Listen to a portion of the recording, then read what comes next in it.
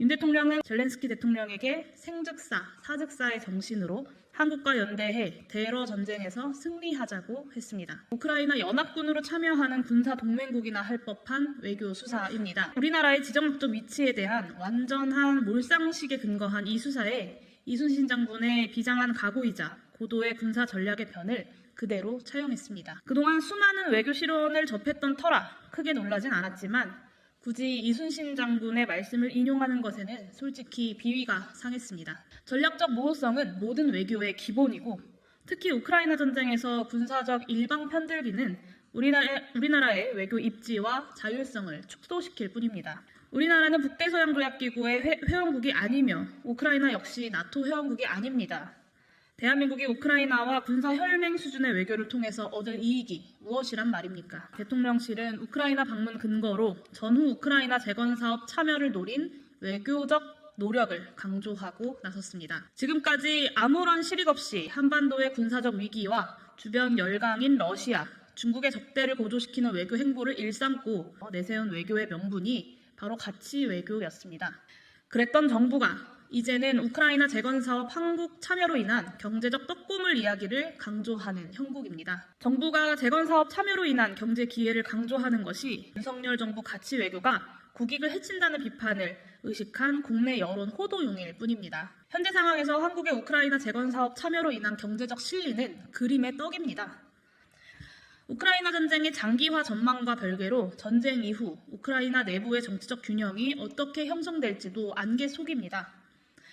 이번에 윤석열 대통령이 뜨거운 우정을 표시한 젤렌스키 대통령이 전쟁 이후에도 우크라이나의 실권자로 남아있을지 장담할 수 없다는 이야기입니다. 모든 것이 불투명한 상황에서 재건사업 참여로 인한 한국 기업의 경제 기회라는 것은 전혀 현실성 있는 전략이 될 수가 없는 것입니다. 과거 경험을 반추해도 마찬가지 결론에 이릅니다. 미국의 침략전쟁이었던 이라크의 전쟁이 끝난 이후 한국 기업이 경제적 이권을 가진 재건사업에 참여한 게 있습니까?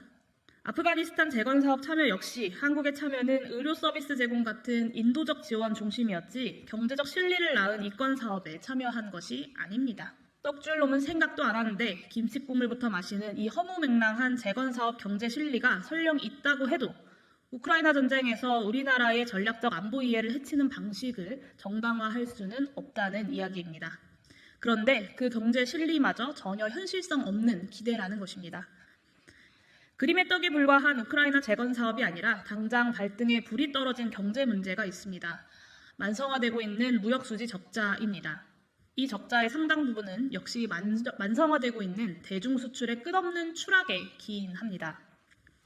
전체 무역수지 적자에서 중국이 차지하는 비중은 지난해 12.8%였고 올해는 43.2%로 적자 폭도 크게 확대되고 있습니다. 윤석열 정부는 비상한 통상 전략과 산업 전략이 필요한 자리를 한미일 군사동맹 올인 전략으로 대체하고 있을 뿐입니다.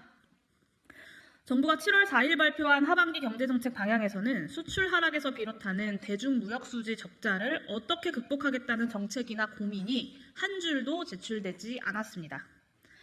그러나 정작 중국과 기술 패권 경쟁을 벌이는 미국은 중국과의 경쟁을 안보 분야에 한정하고 경제에 미치는 충격을 최소화하기 위한 노력들을 강구하고 있습니다.